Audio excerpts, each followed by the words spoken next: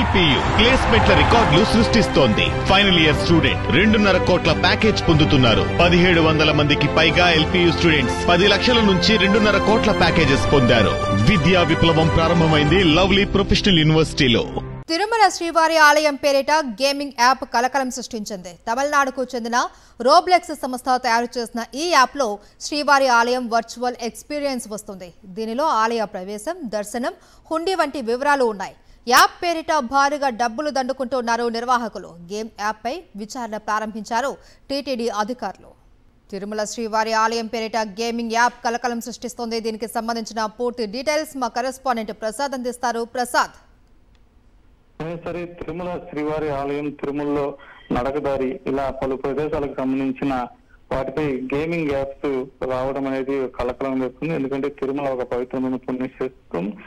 ముఖ్యంగా కోట్లాది మంది ఆరాధ్య దైవంగా ఉండే తిరుమల క్షేత్రంలో నిత్యం కూడా నిఘా నేత్రాలు ఇక్కడ చూస్తూ ఉంటాయి.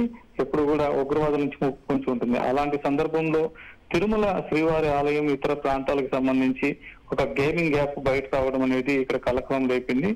ఈ తమిళనాడుకు సంబంధించిన రోబ్లెక్స్ సంస్థ ఈ గేమింగ్ యాప్ లో తిరుమల శ్రీవారి ఆలయంలో మహాద్వారం నుంచి లోపలికి వెళ్లే ప్రవేశం కావచ్చు, అదేవిధంగా అలిపిరి మెట్ల నుంచి తిరుమలకు వచ్చేది కావచ్చు, శ్రీవారి ఆలయంలో సోమవారిని దర్శనం చేసుకుని ప్రదక్షిణ చేయడం కావచ్చు, అదేవిధంగా హుండీకి సంబంధించిన వివరాలు ఇవన్నీ కూడా ఆ గేమింగ్ యాప్ లో పొందుపరచడం జరిగింది.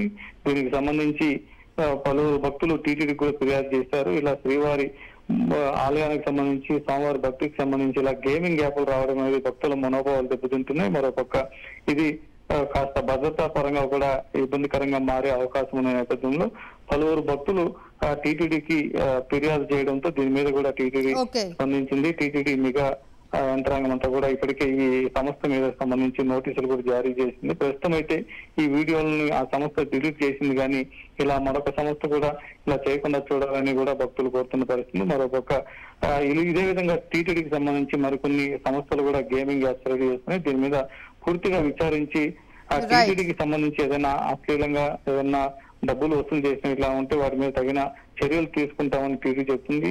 ప్రస్తుతానికైతే ఈ గేమ్ యాప్స్ లో వీడియోలన్నీ కూడా టీటీడీ ఆ సంస్థ డిలీట్ చేసింది. మరోపక్క దీని మీద పూర్తి విచారణ కూడా చేసి తగిన చర్యలు తీసుకోమని కూడా టీటీడీ చెప్తున్న పరిస్థితి ఉంది.